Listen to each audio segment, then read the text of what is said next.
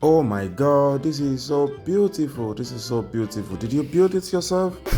Wow, it's so beautiful. It's so beautiful. How do you say beautiful in Yoruba? Wow, you have 3 vocabularies for that. That's fantastic, Yakub. What is the roof? What do you call the roof in Yoruba? Orule. Wow, fantastic. Orule.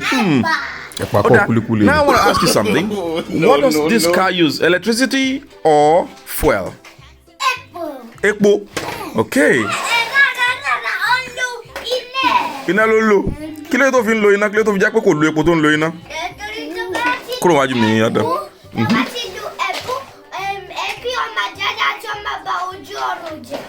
Tó bá ti lo epo èéfín máa jáde ó máa ba ojú ọ̀run jẹ́. Ó ṣeun Àkànjí. Iná wa ń kọ́? Ṣé náà ò kí ń ṣe bẹ́ẹ̀ ni?